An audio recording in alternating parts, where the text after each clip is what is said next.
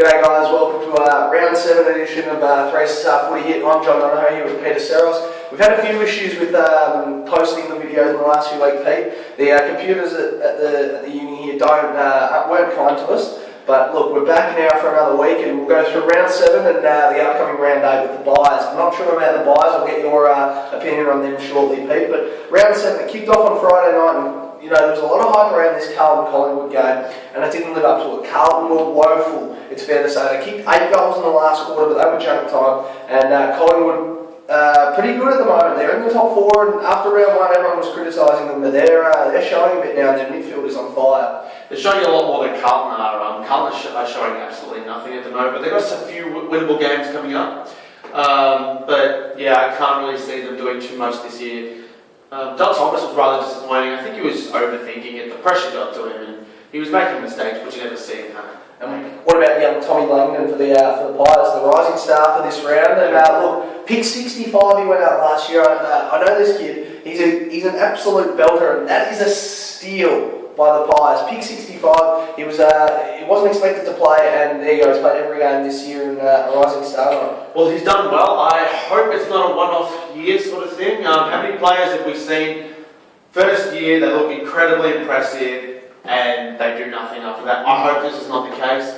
Because he looks really good. He's an absolute beauty for super coaches as well, with 128 points on the weekend. Saturday afternoon didn't kick off the way I would have liked, mate. This was the worst game of the round. Look, I said to you last week, I expected us to lose easily, but not like this. Yeah. 175 to 30, 145 point margins. The worst game I've ever seen since Killer played. And you at least hope so. Yeah, you'd think so. But then again, I heard someone say on TV last night that Hawthorn are too good for this competition. It's probably true.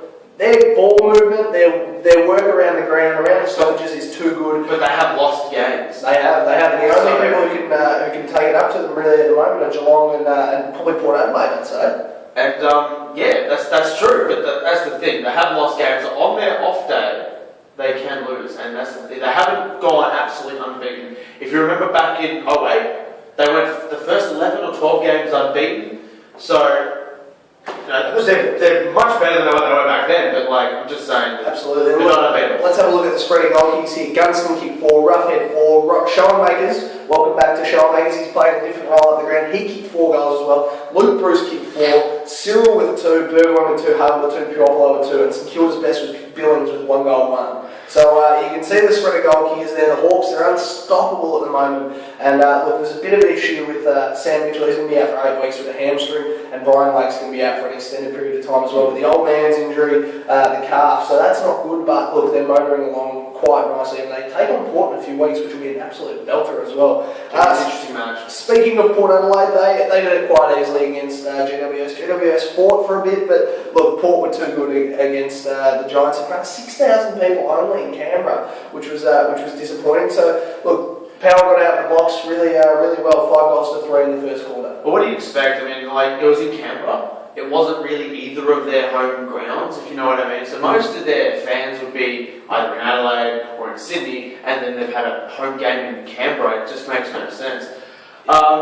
You'd expect a small crowd there for that reason. But Callum Ward actually dominated that match. And Jay Schultz has been in amazing form as well. He kicked 6. Port Adelaide, they look really good at the moment. And I mean, GWS have improved, but Port Adelaide, they're a genuine chance of a premiership. Absolutely. At the moment, though. Callum Ward leading from the front, 40 disposals. He's making the critics be quiet here about selecting him. There was probably a bit of criticism over him going to GWS early on, but look, he's dominating for them, and they're coming GWS. They're not as bad as everyone thinks, but look, they've still got 2 years to go in this one. Probably the feel-good story of the weekend, I reckon, mate. Melbourne got up against Adelaide in a close one in the end. They jumped out of the blocks early very nicely, 4 goals to 1 in the first quarter, and then another 3 goals to 1 in the second to make it 7-2 to 2-4 at half time. So look, it was a good performance, 3-point win by the D's, and everyone wanted to see that. I'm not a huge fan of Adelaide, but where do you think they're at? Going into the bye, that could have put them 4-2 and in a really good position in the top 8. Well, they lost their first 3 games and then won their next 3 games, and they looked very impressive, and they looked like they were going to really push for a final spot, which most people thought they would have gotten last year. After a preliminary final loss, everyone thought that next year Adelaide were going to be a real great premiership contention, and they didn't deliver last year, and it looks like the same up and down sort of form has entered into this year. Melbourne have improved a lot, but are still nowhere near a finals chance. Absolutely. Bernie Vince was good against his old side, and Dom Tyson showed a bit. Bernie Vince had 26 and Dom Tyson had 29. So justified selection coming over there for from GWS, and Melbourne. Chris Dawes kicked 3 goals, so that was good to see him back in some good form. Another easy win by the Swans, 79-point winners. Adam Goods kicked the first 3 of the game, good to send back. The big story will be though that Kurt Tippett and Buddy Franklin are a chance to return this week against the Hawks, but it could be a big task up at ANZ Stadium. It's going to be a big task, but if they can get both firing, or if they can get their whole side firing, they did play very well against Brisbane. If they can go out there like that, it's going to be hard to stop them. Absolutely. But at the moment, Hawthorn do look a bit unbeatable. Well, Jeremy McVeigh had a free rein at the where was this play? The Gabba the other night. Josh Kennedy had 35, McVeigh 35, Hanbury 31, and Rockcliffe was the best with 30 for the Lions.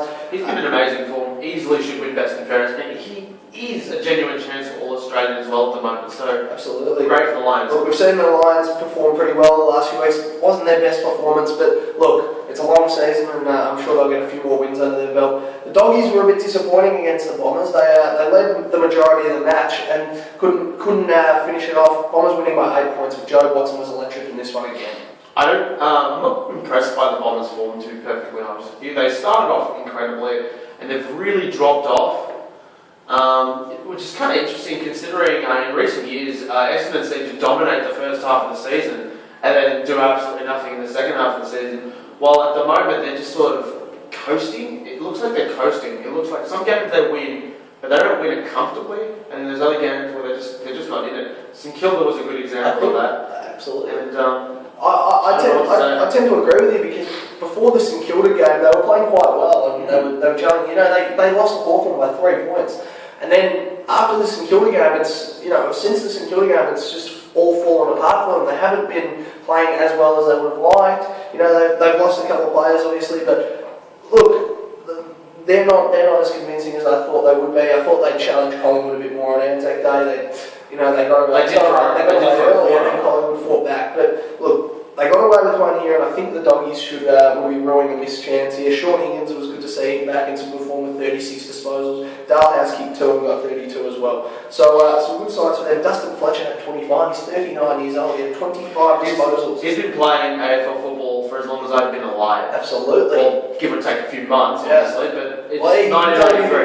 1993. We both were born. He played his first premiership about a month after I was born. And there's rumours that he's going to go around for another year next year, which would be great to see. It's 400 games. His form indicates that he should. Absolutely. So he should. He's the best moving 39-year-old in the game. Sunday afternoon. It's also the only moving. Yeah, it doesn't matter. Keep going. Sunday afternoon, we saw the Gold Coast show a bit against North. I've always told you I think North are a top 4 chance, but they may have run into a bit of trouble in that department running into the Gold Coast. The Gold Coast are 5th on the ladder and coming. And they're a serious finals chance this year, and 12 wins will probably get you in, and they're already on 5 wins. With an easy draw to come, they got St Kilda, Western Bulldogs and Adelaide after the bye. So look, these blokes, they could sneak into the top 4, which would be crazy. Gary Ablett single-handedly won the game in that last quarter for them, kicking 3 goals with about 10 more disposals as well. So they've got a really good core group of young players with Sam Day, May, and Tommy Lynch up forward as well. That's right, and well, they really jumped North Melbourne early. North Melbourne weren't really in the match at all, in the sense that they weren't really in front. 7 goals in the first quarter. Yeah, they weren't in front at any point in the match.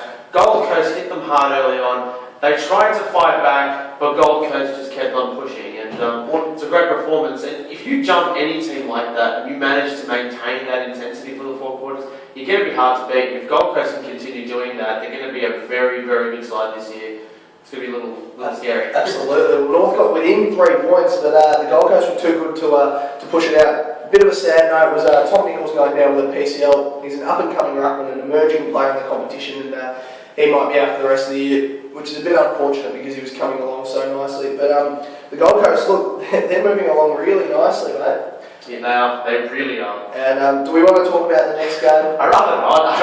Richmond, finally, we spoke about this. We wanted a bit of effort out of Richmond, and finally they delivered.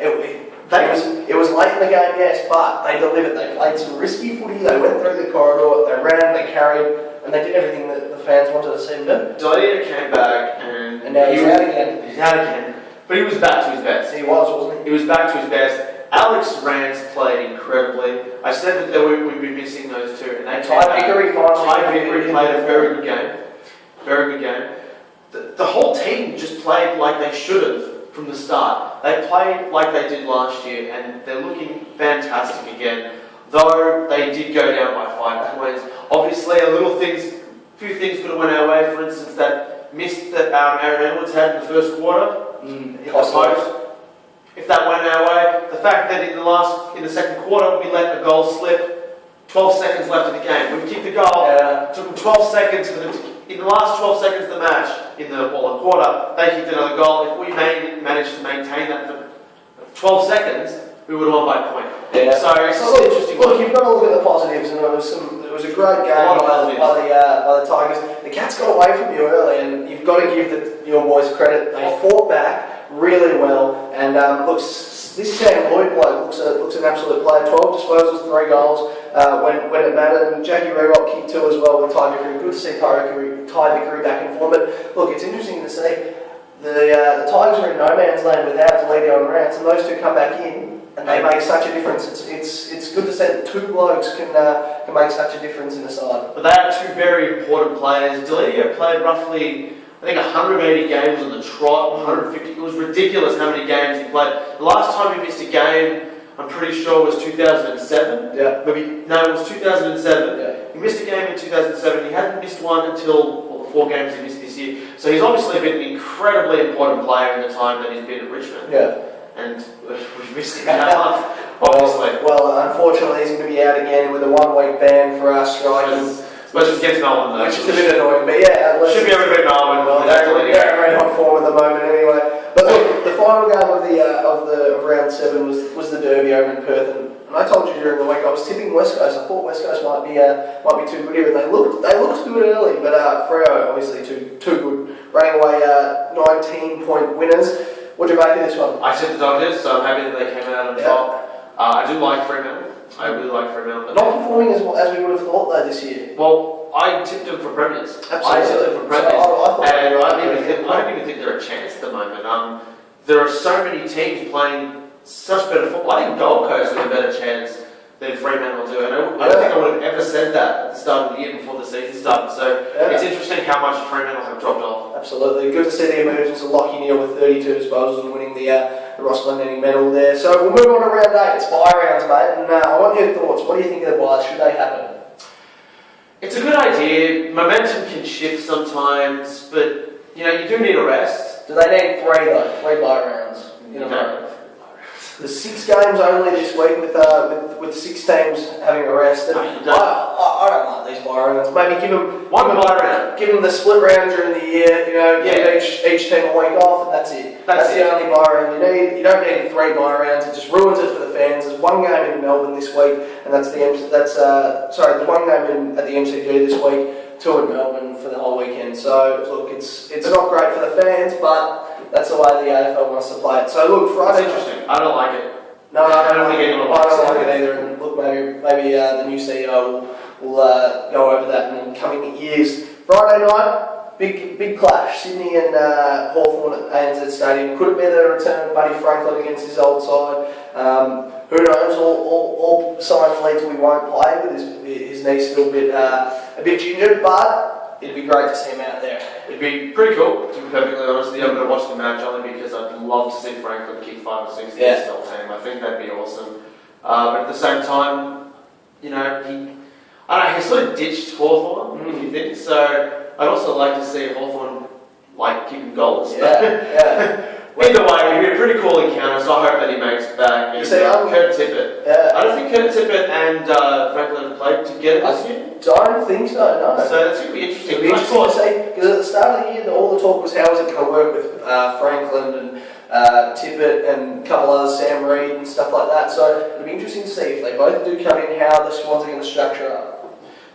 I think they're going to be fantastic, but then at the same time, you never know. A couple of years back, when we were looking at Favola and Jonathan Brown, everyone thought they'd dominate. They dominated for about 4 games, and then from that point onwards, nothing really seemed to click for them. But, you know, you never know. Bringing 2 stars like that could either do amazing things, or it could do the complete opposite. Who are you tipping?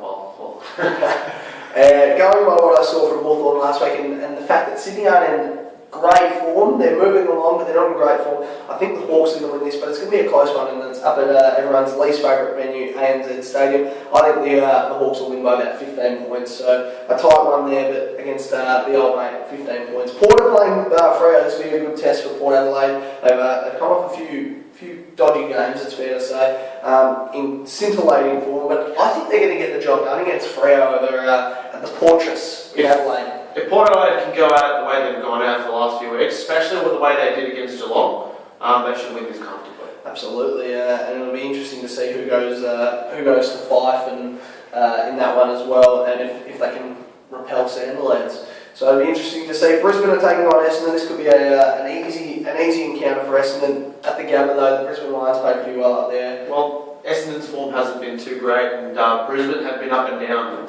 On their games, they can win, and then on the games, they'll just get destroyed. So you never know. If Brisbane can go out there firing early, and Essendon show the form which they've been showing, you don't know, there could be an upset. I'm tipping the Bombers quite easily. I'm tipping the Bombers, but I'm saying it shouldn't be as guaranteed as what that's fair. Melbourne Bulldogs, this could be a good game now that the D's are coming off with a bit of momentum. They've won their second game of the year, and the Dogs have really improved this year, so it could be an interesting match. I think the Dogs will win. I think the Dogs just because they'll be disappointed to have let that one go last week. And they're a good enough side. Dale House is in good form. Higgins is showing a bit in Boyd as well.